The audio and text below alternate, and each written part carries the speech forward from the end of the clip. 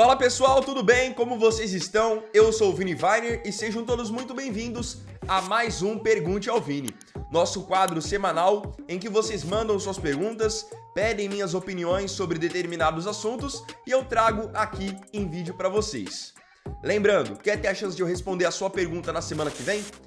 Comenta nesse vídeo a sua pergunta ou então você pode mandar lá no meu Instagram, no @ViniWeiner Canal Reserva. Sem mais delongas, vamos às perguntas selecionadas para o vídeo desse sábado?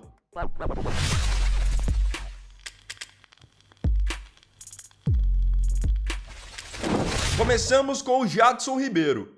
Vini, bom dia. Assisto você com toda a minha família. Você poderia mandar um abraço para mim, minha esposa Camila, filhas Isabela e Beatriz? Jadson, então um abraço para você, muito obrigado pelo carinho. Sempre vejo você interagindo, mandando sugestões de vídeos lá no Instagram. Então, um abraço para você, para Camila, para Isabela e para Beatriz. Valeu! Pergunta do Thiago Silva. Quais jogadores do passado que nunca foram para a seleção teriam vaga se jogassem hoje em dia? Muito legal a sua pergunta, Thiago, e tem alguns jogadores que eu sempre faço esse exercício, que se eles jogassem hoje em dia o que eles jogavam no passado, digo aí há 10, 15 anos atrás, com certeza eles iriam para a seleção hoje em dia. Tem sempre dois nomes muito claros que vêm na minha mente. Primeiro é o Danilo. O Danilo Meia que jogou no São Paulo, jogou muito tempo no Corinthians. Aquele cara nunca ter ido para a seleção é até um absurdo. Ele foi campeão mundial pelos dois times, campeão da Libertadores pelos dois times, sempre foi um cara extremamente regular, só que aquilo, não tinha grife, não jogou na Europa, mas no Brasil ele era muito diferente. Pela qualidade dele, a maneira como ele ditava o ritmo do jogo, eu gostaria muito de ver um jogador com esse perfil na seleção brasileira. Outro jogador também que eu sempre gostei demais do futebol dele e sempre quis até que ele jogasse no meu time de coração, mas isso nunca aconteceu, é o Dagoberto. Dagoberto atacante que jogou no Atlético Paranaense, muito bem no São Paulo, jogou no Inter de Porto Alegre, jogou no Cruzeiro. Esse aqui era fenômeno. Atacante rápido, sabia fazer gol, fazia gol de fora da área, era habilidoso. Também nunca entendi Dagoberto não ter tanto espaço na seleção. E olha que ele já pegou uma fase em que nós não tínhamos aqueles atacantes tão fora da curva. Então esses dois são dois nomes que sempre que alguém faz essa pergunta, já me vem na mente. Agora vamos com a pergunta do Rodolfo Viana. O que tem achado das narrações mais recentes do Galvão Bueno? Rodolfo, obrigado pela pergunta, um abraço para você. Vamos por partes. Começo dizendo que eu particularmente nunca fui um grande fã do Galvão Bueno. Eu sou de uma geração mais nova. Eu entendo quem cresceu vendo Galvão Bueno na década de 80, de 90, é um outro sentimento. A maneira como ele narrava a seleção, narrava até mesmo Fórmula 1. Agora, quando eu estava crescendo, eu que sempre assisti Globo de São Paulo, eu cresci com as narrações do Kleber Machado, não com as narrações do Galvão. O Galvão eu acompanhava mais quando narrava mesmo os jogos da seleção brasileira. Então eu nunca tive tanta ligação assim com ele. E depois, conforme o tempo foi passando, eu fui começando a acompanhar também canais de TV a cabo e fui vendo mais outros narradores. Hoje mesmo temos ótimos narradores, como o Paulo Andrade, que narrou por muitos anos na ESPN, sempre gostei muito dele. Rogério Vogan, que narra na ESPN, é outro que eu gosto demais, que narra jogos do Campeonato Espanhol. Então esse é o primeiro ponto já que eu queria dizer, que eu nunca fui um grande entusiasta das narrações do Galvão. Quais foram os jogos mais recentes que eu acompanhei o trabalho dele? Jogos que ele narrou no Prime, pelo Brasileirão, que foram Fluminense e Santos, Corinthians e Internacional, Corinthians e Vasco. E não gostei do que eu vi. Nessas últimas narrações, parece que o Galvão não está estudando para poder fazer as transmissões. Então você acompanha os jogos e vê ele errando os nomes de vários jogadores, confundindo vários jogadores, e em determinados momentos dos jogos vocês veem que ele simplesmente ignora o que está acontecendo no jogo, se apega a algum fato de algum jogador conhecido em campo e fica nisso o tempo inteiro. Principalmente no Fluminense e Santos, ele errou praticamente todos os nomes dos jogadores do Santos. Para alguém que está trabalhando numa transmissão e para alguém tão importante quanto ele, o mínimo que a gente espera para que a transmissão tenha um bom nível é ele estudar, e parece que ele não está fazendo isso. Então, para resumir, não tenho curtido as últimas narrações dele. Dessa forma, quem está vindo na nova geração, se preparando, estudando, vai acabar passando por cima dele. Essa é a grande verdade. Porque o público sente quando a transmissão não tá legal, quando o narrador tá inseguro, tá errando muitos nomes. E ainda mais hoje em dia, vocês do público, vocês acompanham tudo também. Então eu acredito que vocês conheçam muitos dos jogadores que estão em campo, conhecem muito das histórias deles também. Então quando você acompanha um narrador que é nítido que ele não está estudando para o jogo, é óbvio que você vai ficar incomodado também. Agora é a vez da Mônica Clementino. Com os times brasileiros indo bem na Copa do Mundo, acredita que poderemos ter mais jogadores do Brasileirão nas próximas convocações? Mônica, obrigado pela pergunta, muito boa pergunta também. Eu acredito que sim, que com os times brasileiros indo bem agora no Super Mundial, a tendência é que nas próximas convocações o Ancelotti olhe com um pouco mais de carinho para o futebol brasileiro, porque essa Copa do Mundo de Clubes está, de certa forma, validando o nível do nosso campeonato, mostrando que nós temos jogadores de qualidade, de bom nível, de qualidade técnica, de boa imposição física. Então eu acredito que sim, grandes chances de isso acontecer, porque o Ancelotti vai acabar olhando que não é tão grande ou até mesmo nem existe toda essa distância do futebol brasileiro para o futebol da Europa. Pergunta agora do Diego Augusto. Quanto é possível ganhar com redes sociais / YouTube? Diego, curiosa a sua pergunta, selecionei ela para trazer aqui para a galera, porque eu sei que muitos de vocês que acompanham o canal também têm vontade de ter o próprio canal, de ter uma conta no TikTok falando sobre futebol ou sobre qualquer outro assunto. Gostaria de ter uma conta no Instagram também produzindo conteúdo. Vou ser bem direto para vocês. Não é tão fácil quanto parece produzir conteúdo na rede social, mas tenho certeza que é também muito mais acessível e muito mais confortável do que você ter que trabalhar fora, pegando condução, lidando com trânsito, lidando com chefe enchendo o seu saco. Isso é muito óbvio.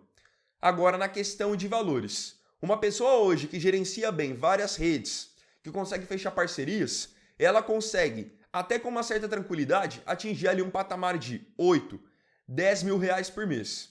Isso eu tô falando ainda um valor baixo, tá? Porque é o mundo de rede social. Porque a gente vê aí tranquilamente pessoas que fazem 100, 150 mil por mês.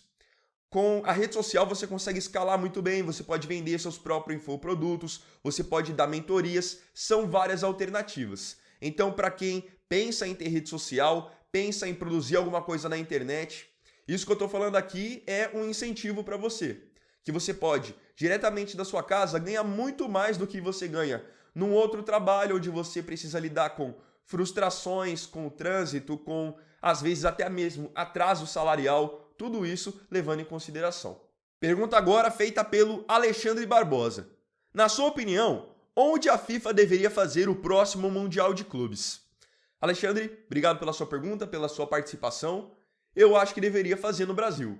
Se tem um país que abraça qualquer time e assiste qualquer jogo, esse país é o Brasil. Então, em alguns jogos que aconteceram na primeira fase da Copa do Mundo, como Mamelodi e Ulsan, que tiveram baixas bilheterias lá nos estádios dos Estados Unidos, podem ter certeza que se é aqui no Brasil, o estádio lota.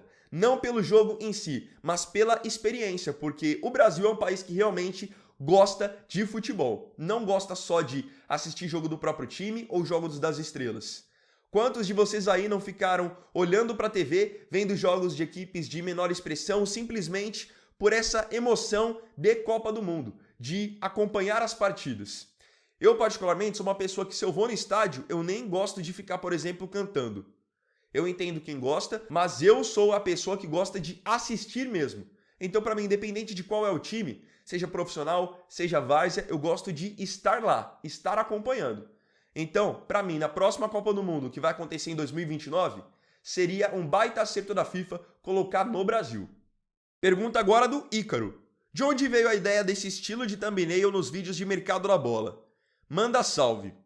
Ícaro, um salve para você, obrigado pela sua pergunta. O estilo, na verdade, quem foi formulando com o passar do tempo foi o designer que trabalha comigo há quase 10 anos, que é o Júnior Lima, que falo com tranquilidade, é um dos melhores designers do Brasil. Não à toa, além de trabalhar comigo no canal, ele trabalha, se eu não me engano, com a galera do canal do Ronaldo Fenômeno, trabalha com Júlio Cocielo e outros influenciadores gigantes. Ele é muito bom no que ele faz. Então, ele que, com o tempo, foi bolando essa ideia. Eu vou colocar aqui na tela, vou pedir para o editor colocar, uma thumbnail que ele já fazia de mercado da bola para o canal em 2015, 2016. Só para vocês verem que é uma coisa que já vinha sendo pensada há muito tempo e com o tempo nós fomos adaptando também. Então, nesse quesito, mérito total para o Júnior. Pergunta do Abner Pontes. Qual time europeu mais te decepcionou até agora no Super Mundial? Abner, um abraço para você, um ótimo final de semana para você. É o seguinte, eu seria injusto se eu chegasse aqui e falasse que algum time europeu que está nas oitavas me decepcionou. Seria injusto mesmo. Então, o mais correto, o mais apropriado é eu falar sobre um time europeu que caiu na primeira fase, concordam? Para mim, a maior decepção da Europa no Super Mundial foi o Atlético de Madrid, que tomou 4-0 do Paris Saint-Germain, sofreu para poder fazer 1-0 no Botafogo, fez um jogo mediano contra o Seattle Sounders, e um raciocínio que eu sempre tenho quando a gente fala de Atlético é como esse time, às vezes, é subestimado sem precisar ser subestimado. O que eu quero dizer com isso? Que o Atlético de Madrid, como eu já falei em outros vídeos, tá longe de ser algum coitadinho. É um time que, principalmente para essa última temporada, investiu muita grana. Eles pagaram uma nota para tirar o Julian Álvares do Manchester City. Basicamente, as contratações que o Simeone pede, a diretoria vai lá e faz contratações de 50, 60, até 80 milhões de euros. Ou seja, com tudo que o Atlético investe, deveria jogar mais e ter resultados melhores. Por isso eu considero a decepção europeia até agora no Super Mundial. Porque um time que investe o que o Atlético investe tem que jogar mais e tem que pelo menos passar da primeira fase, coisa que não aconteceu. Agora vamos com a pergunta do Diego Alvigermain. Vini, o que você está achando das partidas dos veteranos no Super Mundial? Tipo Messi, Di Maria, Sérgio Ramos, Luis Soares. Diego, muito legal sua pergunta, tá? Um abraço para você, obrigado pela participação. Tenho gostado bastante do rendimento desses veteranos. São jogadores que estão acostumados já com esse nível de competição, estão acostumados com alto nível e estão acostumados também com responsabilidades. Então você pega, por exemplo, o jogo do Inter Miami, você não vê o Messi fugindo da responsabilidade dele de ditar o ritmo do jogo, de fazer as coisas acontecerem. Luis Soares a mesma coisa. Você pega um jogo do Monterrey, é absurdo você ver o que o Sérgio Ramos ainda está jogando com quase 40 anos. Vou até elogiar um outro veterano do futebol brasileiro, Thiago Silva. Você pega o que o Thiago Silva está jogando nesse Super Mundial, já com idade mais avançada, também é uma covardia, o cara tá voando. Então o que eu gosto desses caras é que além de toda a qualidade que eles ainda têm, só que com algumas limitações físicas, eles não fogem de ser quem eles precisam ser. Das responsabilidades, de fazer gol, de dar assistência, de chamar o jogo. Você pega agora que nem esse último jogo do Benfica contra o Bayern, que foi o último jogo do Benfica até então, no momento que eu tô gravando o vídeo, cara, o Di Maria chamou o jogo para ele, ditou o ritmo, criou as principais oportunidades do time português e foi com isso que o Benfica conseguiu também vencer o Bayern de Munique. Então tô gostando muito de ver esses caras novamente em ação no primeiro nível. E a última pergunta de hoje foi feita pelo Zé Sardinha. Cheguei dando voadora no like. Estou torcendo para todos os times brasileiros. Só vou torcer contra se jogar contra o Mengão. Fora isso, que despachem todos os times de outros países. Queria saber como vão ser os jogos da Copa do Mundo em 2026. Se for no mesmo horário, será que vai ter reclamação do calor também? Zé, obrigado aí por estar acompanhando o canal, por estar apoiando e muito legal a sua pergunta também. Olhem só que curioso. A Copa do Mundo do ano que vem vai acontecer exatamente na mesma faixa de ano que está acontecendo o Super Mundial, nos mesmos estádios, no mesmo país, com a mesma temperatura, a mesma estrutura. O que vai mudar é que ao invés de nós vermos os times, nós veremos as seleções. Vamos ver se os jogadores vão reclamar. Eu acho que eles vão reclamar. Só que é o seguinte, uma coisa é você reclamar no clube, onde ali só tem você praticamente. Ninguém vai te tirar do seu lugar e trazer outro jogador. Na seleção, se você não estiver satisfeito, rapidinho tem 5, 10 jogadores querendo sua vaga para jogar uma Copa do Mundo. Eu vou até pegar e completar com a declaração de ontem do Rafinha, atacante do Barcelona. Ele tinha falado que agora era período de férias, que todo mundo tem direito a 3 semanas, um mês de férias, que ele não queria abrir mão das férias para poder jogar.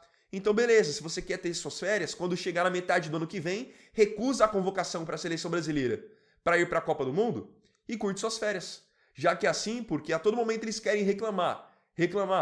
Gente, eles não estão jogando de graça, principalmente nos clubes. Eles estão ganhando muita grana para poder jogar essa competição e os times deles também estão ganhando muita grana. E a todo momento é tudo reclamação de gramado, reclamação de temperatura. Então se eles viessem jogar Um aninho de futebol brasileiro, eles não iam aguentar.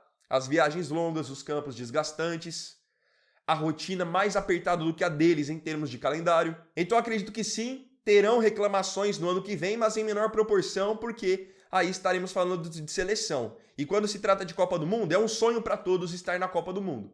Então eu acho que isso vai amenizar um pouquinho as reclamações. Porque senão, se eles ficarem reclamando, é muito simples. Pega, vai para casa e vem outro no seu lugar. Muito simples.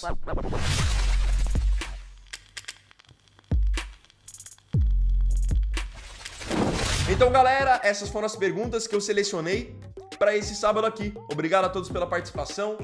E não se esqueça que até a chance de eu responder sua pergunta no episódio da semana que vem, comenta nesse vídeo ou manda lá no meu Instagram, @ViniWagner, canal reserva. Tá bom? Então é isso, galera. Tamo junto. Um ótimo final de semana pra todos e fiquem com Deus. Tô de volta mais tarde, depois do jogo entre Palmeiras e Botafogo em live, tá bom? Então é isso, tamo junto. Vini Wagner aqui. Valeu, falou e fui!